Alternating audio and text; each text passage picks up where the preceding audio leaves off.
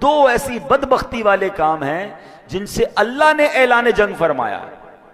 ایک ہے سود کا کام کرنے والا. ہاں، اس کے قریب بھی نہ جائیے گا.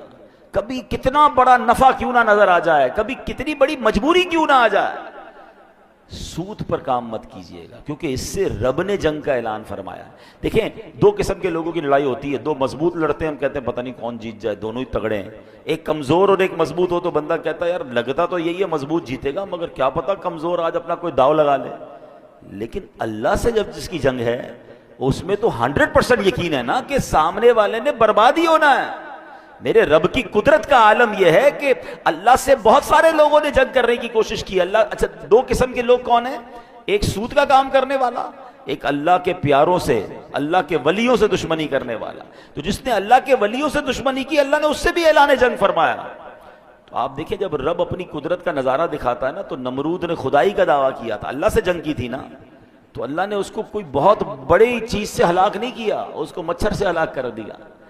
میرا رب وہ ہے کہ جب وہ چاہے تو اللہ اکبر، پرندے چھوٹے چھوٹے ابابیل جن کے قدموں میں چھوٹے چھوٹے کنکر ہوں، ان سے ہاتھیوں کے لشکر کے پرخچے اڑا دیتا ہے. تو اللہ سے کبھی جنگ نہ کیجیے گا. بخاری شریف کی حدیث سنیں، حدیث قدسی ہے. اللہ فرماتا ہے من عادى لی ولیا فقد آذنتہ بالحرب، یعنی جو میرے کسی دوست سے دشمنی کرے میں اسے اعلان جنگ دیتا ہوں. تو کبھی بھی اللہ والوں سے نہیں لڑنا.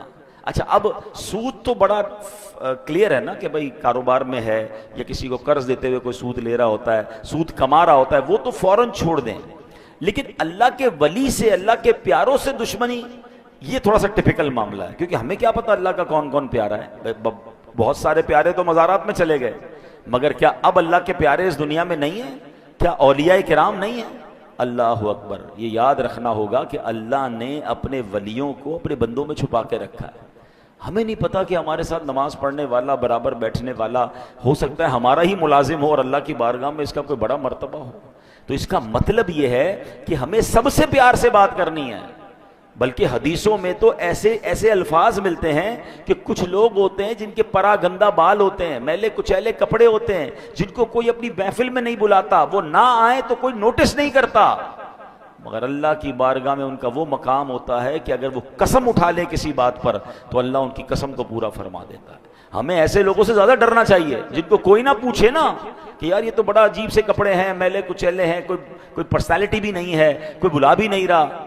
کیا معلوم اللہ کی بارگاہ میں اس کا کیا مرتبہ ہے. تو آلویز سب کے ساتھ پیار سے، عزت سے، اس ڈر سے رہیں کہ اگر